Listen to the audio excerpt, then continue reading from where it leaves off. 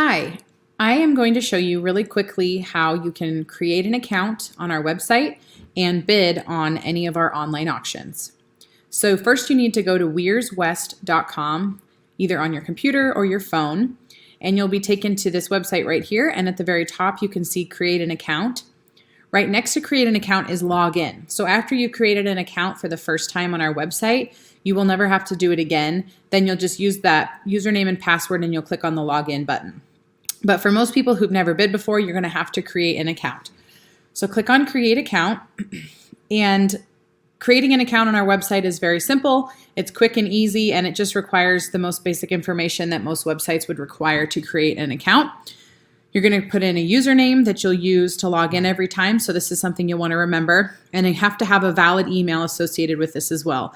The email is actually really important because this is how we communicate with you primarily. We send invoices, outbid notices, everything to whatever email you provide here. So make sure that's something that you're able to check regularly.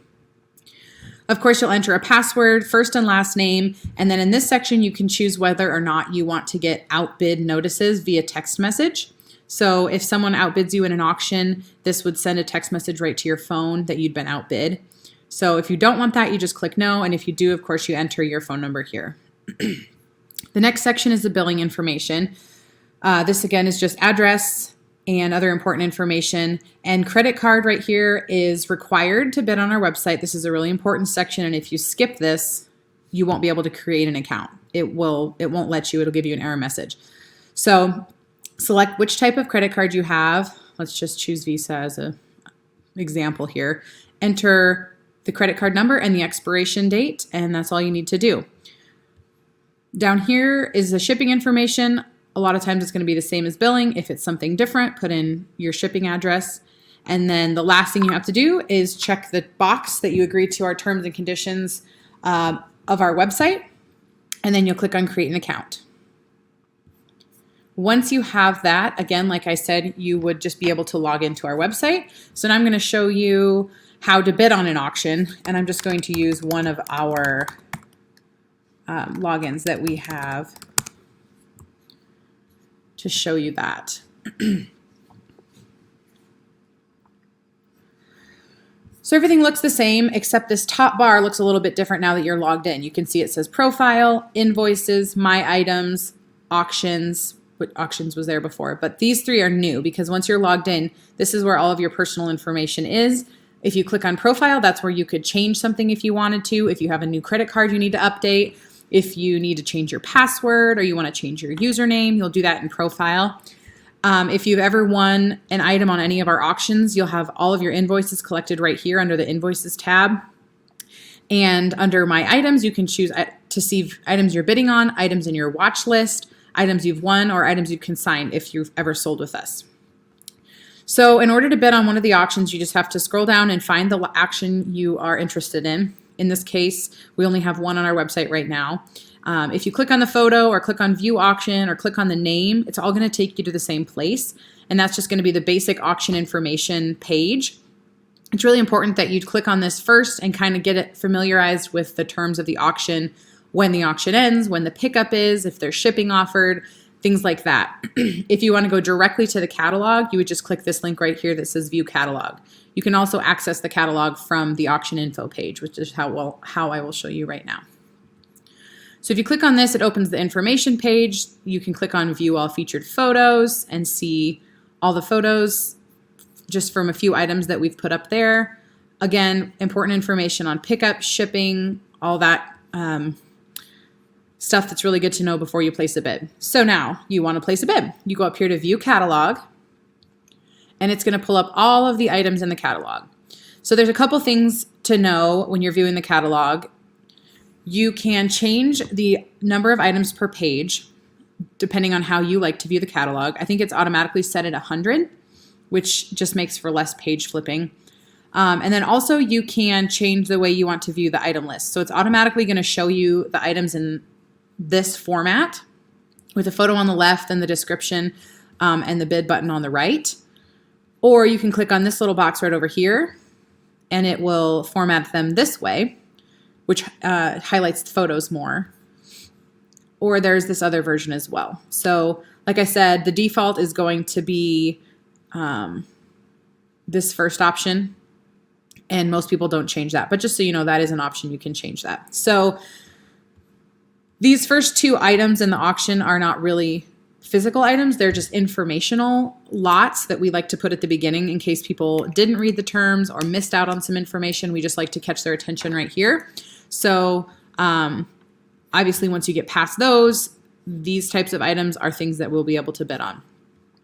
So as you can see on this very first lot right here is a good example. The current bid is at $1,275. And if someone else wants to bid, they have to bid $1,300. So it shows you the current bid and it shows you the asking bid. Now this next lot, there hasn't been any bids on yet. So it's showing the starting bid has to be $5 and the asking bid is also $5 because no one has placed a bid yet. So before you can actually start bidding, you have to click on register to bid. And sometimes people get confused because they think, well, I already registered for this auction. Sorry, my computer timed out. Oh, of course.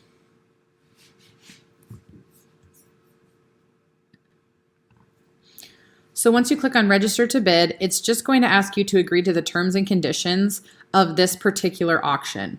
So again, like I said, if you just created a user, it's a little bit confusing because it kind of looks like you're doing the same thing, but you will have to register for each individual auction. You're not creating a new user name or profile. You're just registering that you agree to the specific terms of the auction. And we do this because every auction can potentially have different terms. So most of them have our general terms and conditions, but depending on the situation, the location, different variables, the terms might be a little bit different. So we just want to make sure that everybody is aware each and every auction of what's required from them. So you just have to click that you agree to the terms and click confirm.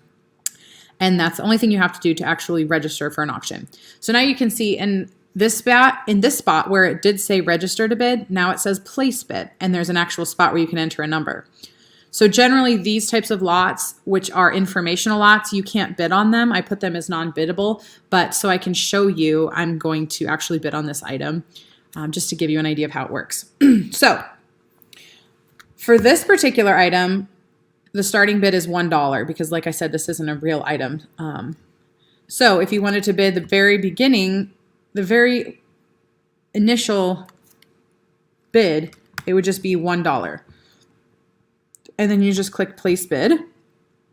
And you're always going to get a notice of how much your bid is going to be after the buyer's premium is added. So it'll say the total amount is going to be $1.17. And you say confirm.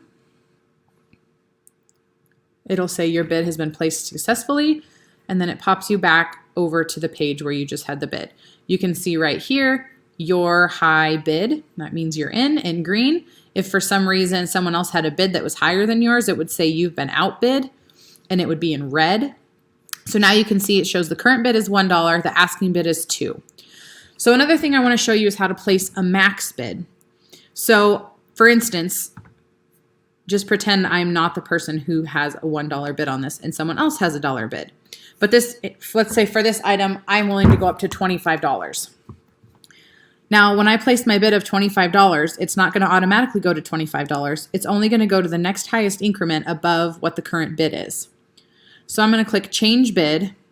It's going to make me confirm that my total would be $29.15. And I say confirm, and it's going to take me back. And now it says it didn't change because I was already the high bidder. But if someone else were to go in and bid $12, then it would put me in at $13 because my bid would go all the way up to $25. So that's how that works. Another thing I wanted to show you is if you want to add items to your watch list. On every single item in our catalog, you can see right up here in the right-hand corner, it says watch list. And you would just click that little plus sign on any items you want to watch. And then when you go up here to your items, you can click on items in your watch list. And then you can see those items that you specifically are interested in. That way you don't have to scroll through the entire catalog every time. So that's how you create a username and how you bid on an online auction. Thank you.